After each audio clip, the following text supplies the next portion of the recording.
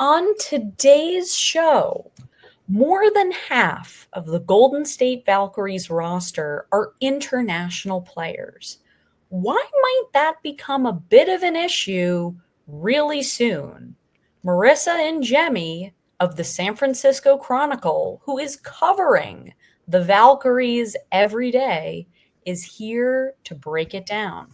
The Locked On Women's Basketball Podcast, it starts right now.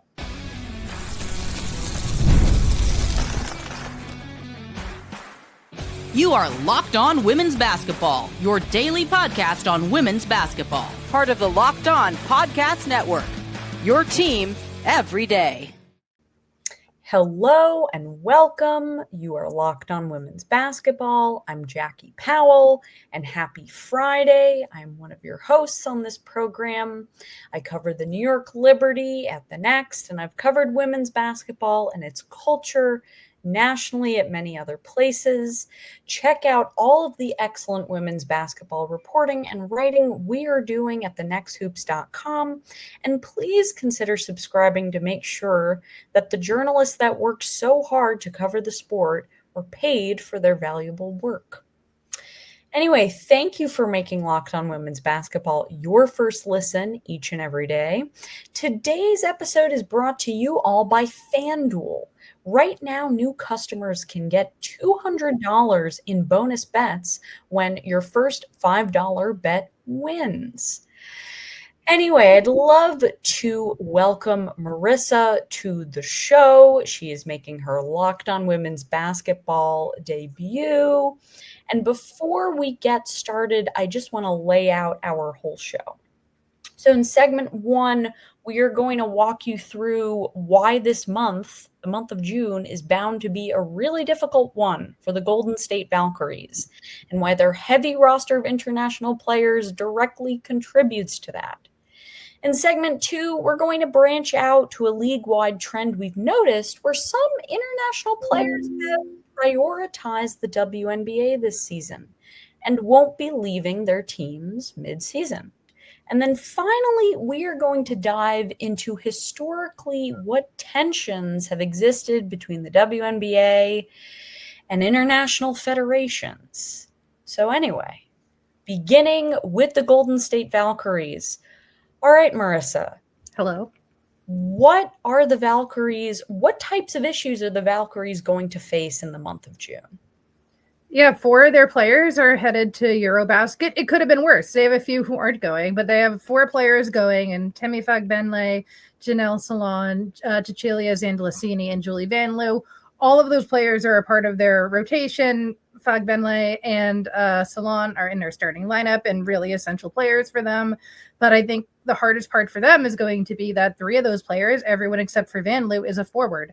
And they are already a very undersized team. They were playing Steph Talbot at the 5 in Phoenix. So, they're kind of all over the place as far as trying to drive to the rim and just have any size whatsoever. So, they're going to be able to sign a couple of hardship contracts, but we'll see what happens because it's going to be a little bit of a rough time these next few games, I think, as soon as players start to go overseas.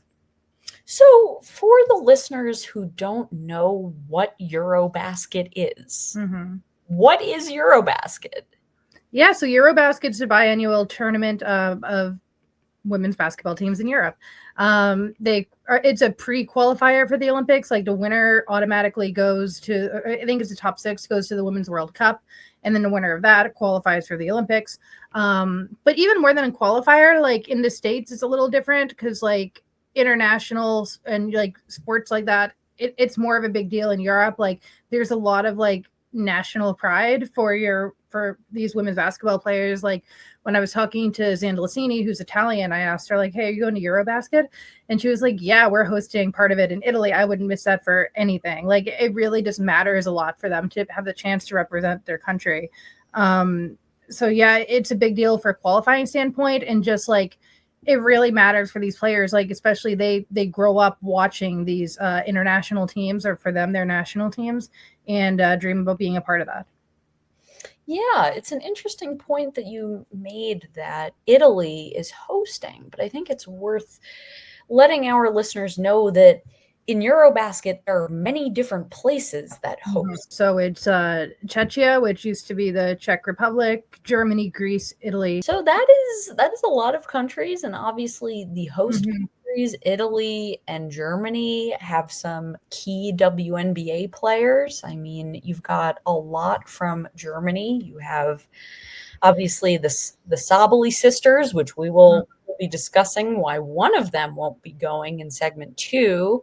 You have Leonie Fibish, and you have Luisa Geisel-Soder on the Dallas Wings. So there are a lot of Germans in the WNBA, just like there are a lot of Europeans in the WNBA. So going back to the Valkyries, I guess what really has Natalie Nakase and just the players in general, what have they said about how this is going to impact the team and how they're going to get through this period of time? And how long will they be gone as well? Yeah, I mean, it'll depend for everyone. It could be up to 10 games if a team goes to the championship. So, like, France is really good. So I would expect Salon to not be here for a minute. And Belgium as well. So for Julie Van Loo, that might take a minute too. But players have to return to their WNBA teams within 48 hours of their team being knocked out. So if a team loses in the group stage, that player will have to return like relatively quickly. So they'd miss anywhere between like 4 to 10 games, depending how their team does. Like I said, I look at Belgium, I look at France. Those teams are going to do pretty well. Italy is pretty competitive. The UK, not as much. So Fug Menley might not be there the entire time. We'll have to see. You never know. But yeah, I mean, Nakase has been pretty mum about it. She hasn't really said that much about what they're planning on doing. Pretty obviously, they're going to need some hardship contracts. They'll be left with 8 players on their roster. And like I said, not that much size. So they will have to do something. General Manager Ohema Nyanen has talked a lot about EuroBasket and being aware when it is and having a plan. Hasn't really disclosed what that is, but they've been thinking about it. I know it was a really hard choice for a lot of players. Like I've talked to Van Loo about it pretty often, and she really kind of went back and forth for a while before deciding it just meant too much to her. Chachi Zandalasini, like I said, she was like, yeah, I'm all in on this. But I mean, we'll talk a little bit later about players who decided not to go. It really is a difficult decision for these players to make. There's a lot of back and forth, especially when it's someone who might not be a starter and they have to kind of decide, do they want to commit to being with their team long term? What does it look like if they might lose a spot or anything like that? But yeah, I mean, who knows what kind of hardship deals might be out there for the Valkyries. We're seeing, I think there's been like 4 hardships in the league this year so far, and they've all been different circumstances. Golden State's had a few injuries this year. They're finally mostly healthy. I believe Tip Hayes will be ready to go this weekend. So they haven't had to use a hardship deal yet. They have plenty of cap space. They can do whatever they want. It's just a matter of roster spots and all of that. But I guess going back to the hardship contracts, I know that a bunch of teams, what they like to do is they like to pull from their training camp instead of just taking a random person from the street who doesn't know the coach's system. So going back to training camp, are there some players from that larger group that you think, maybe this player was on the cusp, maybe they'll bring her back? Yeah, I wouldn't be surprised to see Letitia Amihir. She had a really strong training camp. She hasn't been signed by anyone since being waived. She has some size. She can shoot. She kind of has that profile that Nakase likes. So I wouldn't be surprised by her. I keep telling people, don't get ready for Caitlin Chen. I know people really want her, but she just signed with a 3-on-3 league in Spokane. So did Cheyenne Sellers. So they won't be around. And then the other training camp player that performed really well for the Valkyries was Minya Toure, and she's going to be on France in EuroBasket, so we won't be seeing her again either. Chloe Bibby is a forward from Australia who is in training camp. I don't really know where she's been at. She hasn't had that much experience in the league, but I know the Valkyries like her, and she's a forward who can shoot, so I wouldn't be surprised if they take a look at her again. But honestly, I don't know if the Valkyries will just decide to look at maybe some. They love their European players so much. They love their international players. I just feel like they're going to sign someone that people aren't expecting always. I mean, it's funny because they're doing this because of a European tour. They just love to surprise us. I don't know. Or they love to do something that they think will surprise us, I should say. we'll see. I don't know. The other thing to note is Ileana Rupert, who's on France as well, is allegedly coming here to the Valkyries after EuroBasket. Like she's talked about it to papers in France. Her agents talked to me about it. Like the plan is for her to come over here. I don't know what that's going to look like. Her contract is suspended right now, but they'd have to make some moves and finagle some stuff to get her on the team. So I don't know like how much they're just like, we're just going to eat these next couple of weeks and see what's up. And Repair comes over, and I don't really know. There's a lot of moves to be made. It's just hard to say what direction they're going to go in overall. And Repair brings size, right? Is she like 6'5" and she can shoot? Yeah, so she can shoot, and she's worked with Nakase with the Aces a couple of years ago, so they're really high on her. If she performs, she would solve a lot of their problems. So coming up, we are going to get into why some international players, including a bunch on the Valkyries, are deciding not to go over to tournaments like EuroBasket this year.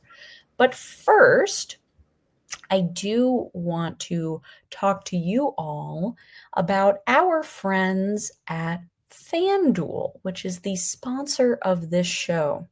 So the NBA Finals are in full swing. I'm sure you all saw that last moment shot from Tyrese Halliburton. And every night delivers highlight-worthy performances, major momentum shifts, and can't-miss moments. Whether it's a game-winning shot or a breakout player, there's never been a better time to get in on the action. FanDuel makes it easy to stay in the game before tip-off and live. With player props, performance trends, and same-game parlays, fans have more ways than ever to play smart and win big. Will newly crowned MVP Shai Gilgeous-Alexander take the Thunder through to winning the NBA Finals? The Thunder do have the better championship odds at FanDuel. New to FanDuel, it is the perfect time to sign up. Head to FanDuel.com and place your first $5 bet. If it wins, you get $200 in bonus bets.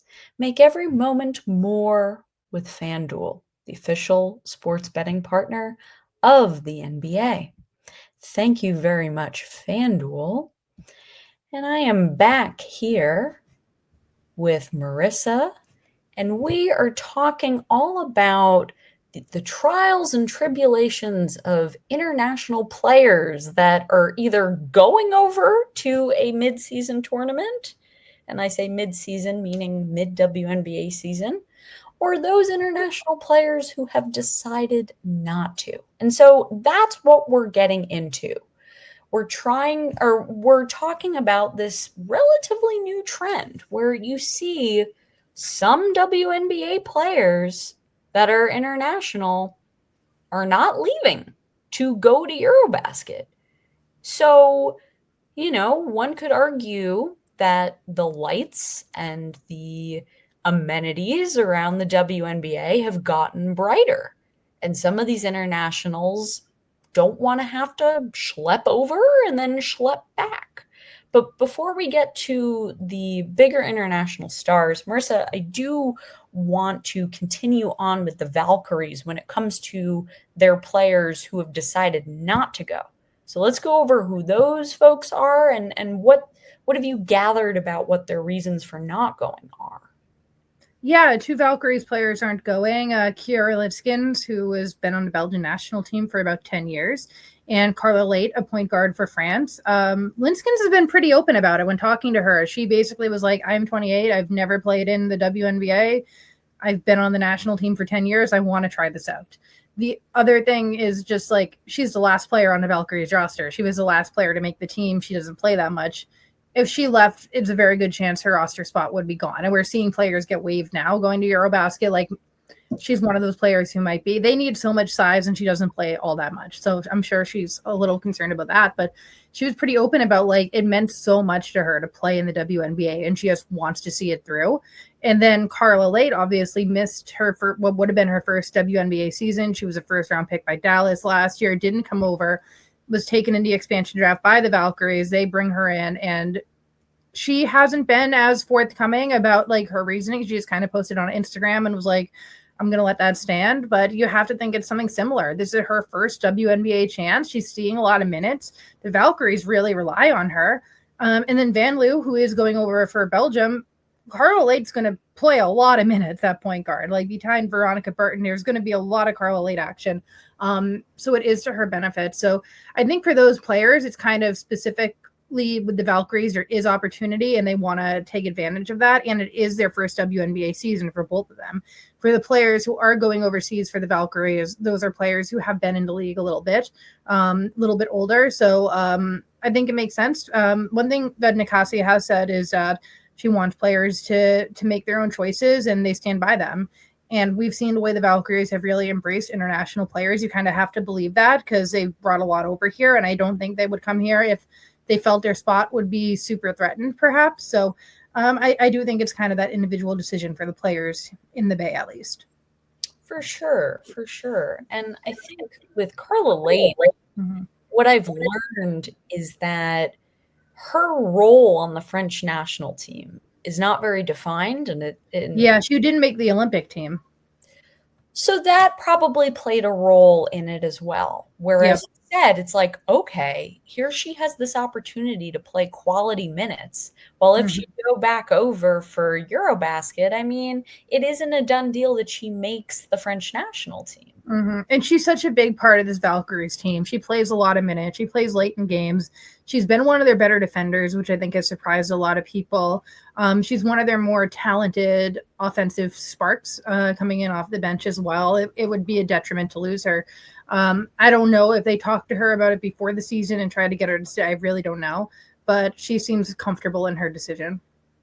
She'll need to find a new temporary French translator because I remember seeing that video clip where Janelle Salon translated for her on a post-game interview during a broadcast. So who do you think is going to be that translator then? Well, it's funny because Julie Van Loo has been like the team's translator all season. Like I wrote about it in the preseason because she speaks like 5 languages. So I don't know what's going to happen. Carla speaks better English than she gives herself credit for too. I know she's a little nervous sometimes to talk because of that, but like she's been great all season. So she's going to continue to be good.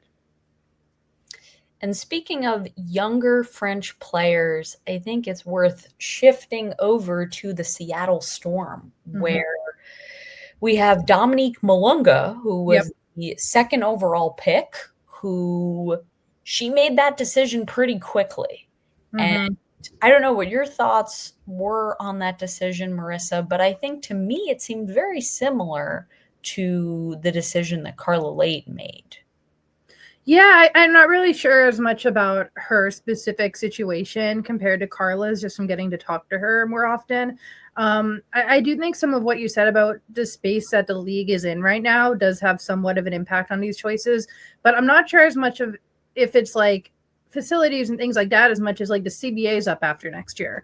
Players are going to have a few more options to work with. You're going to have 2 more teams. You have to think that the CBA is going to at least explore having more roster spots and things like that. And maybe players want to make sure that they are like really enforcing their commitment to the team they're on and the league. Salaries are going to get higher. I do think more and more that like the upcoming CBA's impact is kind of on the mind of players about a lot of things. And I think it's kind of undoubtedly this as well. Like players want to be a part of this league long term. I think someone like Linskins as well, that has to be on her mind when you have at least 24 more roster spots in the league next year, perhaps more if rosters do expand. You're one of the last players in this league right now at the end of the bench of an expansion team. You have to think having more roster spots is a positive for you to stay in the league, right? So the more you're kind of enforcing that commitment to the league, I think that is crossing players' minds. Yeah, and you have, as you said, 2 new expansion teams that are going to come into the fold, which means the expansion draft is going to be even larger. And who knows what the expansion draft is even going to be? Nobody's under contract. Right. There are some teams that have 4 players, the rights to 4 players going into the offseason. Like, that's an entire thing. That is another podcast that maybe we'll do at a later point. But that brings us to talking about Marine Johannès, Yep. who was someone who also made the decision not to go over for EuroBasket. And you and I were both in the same place at the same time, and we got to talk to her, and she was really open and vulnerable with us. Yep. So I wonder if you could just take the listeners inside what she had to tell us about her decision. She was pretty open about what it meant to her to be in the WNBA and to be a part of the Liberty. And just, she mentioned things about like, you want to make sure you're staying here and you're keeping your spot and everything like that too. Kind of similar to what we were just talking about a little bit. And you look at like what an important part she is to the New York Liberty as well. Like that's a player they really need, and they're also really good. So there's an opportunity to win a championship for her as well. So I certainly understand her decision. I like, it makes sense. Poor France, just not getting some of these top players. Good for Janelle Salon, I guess, to get a ton of playing time over there. But yeah, I thought it was interesting how honest she was, especially because out here players have been a little more hesitant to talk about it sometimes, I think, while they're making those decisions. But yeah, I thought Johannès was like really honest about just like how much thought did go into that decision and how much she really did think it over, because like we've talked about, this does mean a lot to a lot of these European players. Yeah, I've done a lot of reporting about Marine over the years and the decisions that she has made. And I think the difference is a lot of the decisions she has made were not during the regular season. Yeah. And so she was making these decisions during the off season. And so there's, I guess, a little bit more of a buffer.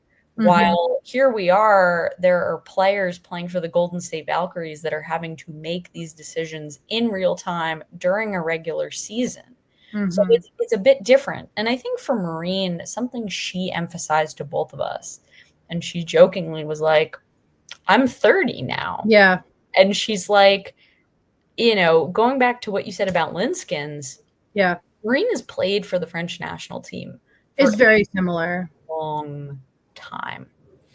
And she really said to us, she said, you know, the constant back and forth, it's it's exhausting and it's not good for my body. And Marine Johannès, has never had a full WNBA season without interruptions ever. Yep.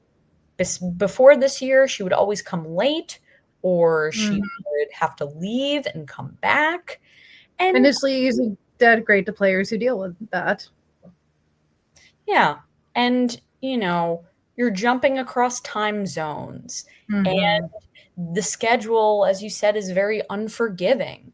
And so it makes sense why someone would want to just want to say, hey, you know what? I want to stay where my feet are. I want to be in the moment. I want to be with this team.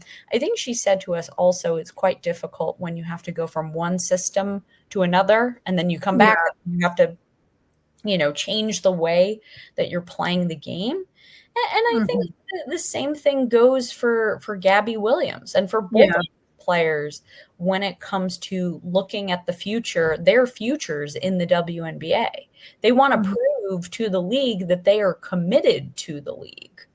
And to be quite honest, I happen to believe that has to be the same with Satou Sabally, who was brought in as one of these new franchise players in Phoenix. Yep. You know, so, and you got to see her last night. You know, how important is she to the Mercury, and how much of a blow would that be if she was like, oh, no, I'm going to EuroBasket? Especially with all the injuries they have, too. Kalia Copper's been out for a minute now. Natasha Mack's been out. Alyssa Thomas out. They're starting 3 rookies, and it was a rookie off the bench that ended up burning the Valkyries just because they weren't defending the perimeter. But that's an entire another story. But, yeah, you could just – I mean, Sabally came back late in that game, like, with 5 minutes to go, and that was kind of the start of that Phoenix 18-1 run that burnt the Valkyries at the end of that game. But yeah, she's essential to that team, and you can tell they're like building around. I mean, her and Alyssa Thomas they're building around those 2 key additions from this offseason. I'm sure they wouldn't. I mean, it's interesting because I think people probably saw this story where Julie Van Leeuwen had talked to a Belgian paper about feeling pressure to go or to not go. And I talked to her a little bit about it, and she kind of clarified, like, she didn't feel that direct pressure from the Valkyries, but it's more of like, if we're all being super honest, the WNBA can't love it. There are teams that definitely can't love that players are going overseas, and that's kind of part of the pressure people feel to go or not to go. And I don't know if this is something they talk about in contract negotiations or anything like that, but when Phoenix brings in a player like Sably, you have to think they are talking about that and thinking, but like, are you going to be here all year? Like, what's this actually going to look like? You have to imagine those discussions are happening. Exactly. And who knows what types of discussions that the Storm had with Gabby Williams. Exactly. Who signed what I believe was, a contract maybe a bit higher than one would expect. So anyway, we're going to take a quick break, but in segment 3, we're going to talk a little bit more about these tensions that exist between these international federations and WNBA players and WNBA teams. And we will be right back.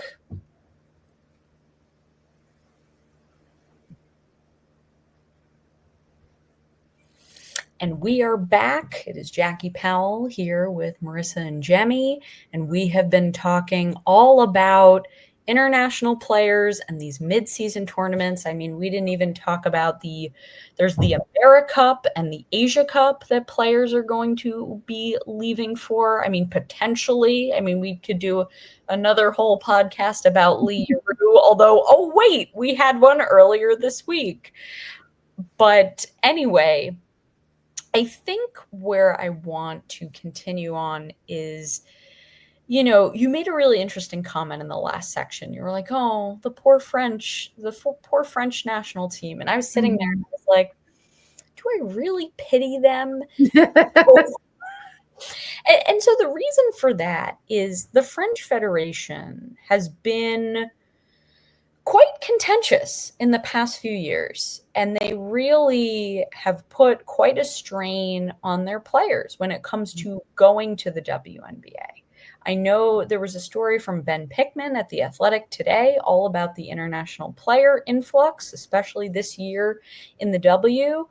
And, it was mentioned that when Marine Johannès boldly told the French Federation, no, I want to go over to New York before I go play in EuroBasket, that pushed them a lot.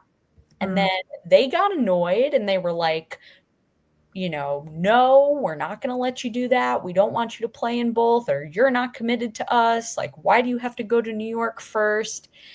And you see that with how Layla Lacan has been handled in Connecticut.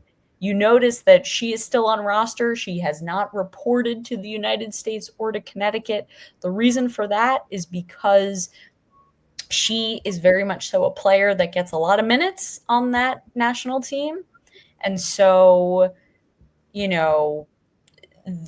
she has a prominent role and they're keeping her over. She has been training with them ever since her French league team ended their season.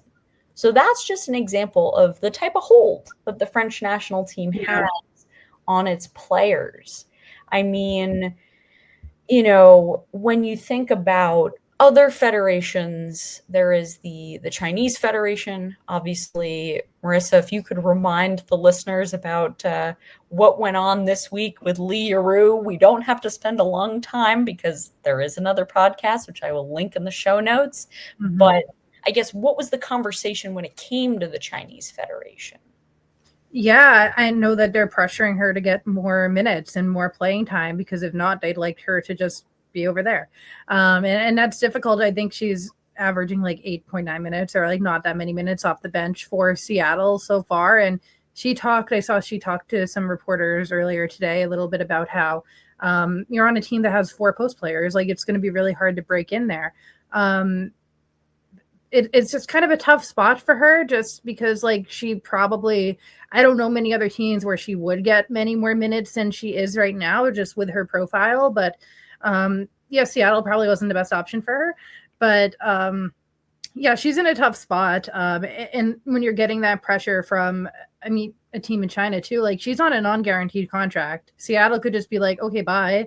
So she's requesting a trade here. It kind of will be up to like if Seattle wants to fulfill that or not, because if not, she's probably just going to end up leaving the league, I would think. And I mean, that's a lot of pressure and just kind of one of those other dynamics between the WNBA and these international federations. And the thing is, I've spoken to, people that are familiar with Lee's thinking, and she wants to build a career in the WNBA. And that's part of the issue that so many of these players go through. They want to be in the WNBA. And there is this almost tug of war pull that we see with players and their national teams. And so, we think a lot about, well, why isn't this happening? Why don't we hear about these conflicts in the NBA? Marisa, why, without doing too much thinking, why do you think that might be? I think NBA players, some of them probably have 30 million reasons to stick around. It's a little bit of a different landscape, obviously, just because men's basketball is at a different place than women's basketball is internationally and professionally in the United States right now. But I would think making a living wage, and more so, probably has a lot to do with players feeling content sticking around. For sure. Especially with a new CBA on the horizon. Yep. We may see even more players deciding to do what Marine Johannès, Gabby Williams, and Satu Sabally have decided to do. We'll see if it's even worked into contracts. I'm not sure if that is something that is negotiated currently, but it's something that I wouldn't be surprised if a team's like, hey, we're giving you X amount now. We have this investment. Please stay here. If those negotiations start to happen, I wouldn't be surprised. Anyway, thank you for making Locked On Women's Basketball your first listen today. For your second listen, check out Locked On NBA Big Board Show. NBA draft expert Rafael Barlow reacts to every workout, interview, and rumor leading up to the NBA draft. Find Locked On NBA Big Board on YouTube and wherever you listen to your podcasts.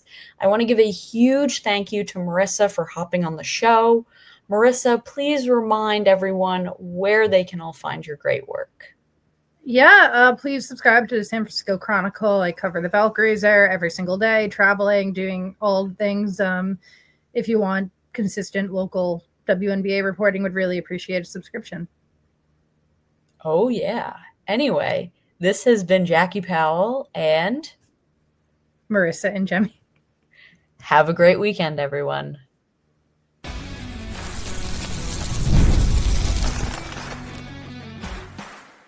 You are Locked On Women's Basketball, your daily podcast on women's basketball. Part of the Locked On Podcast Network, your team every day.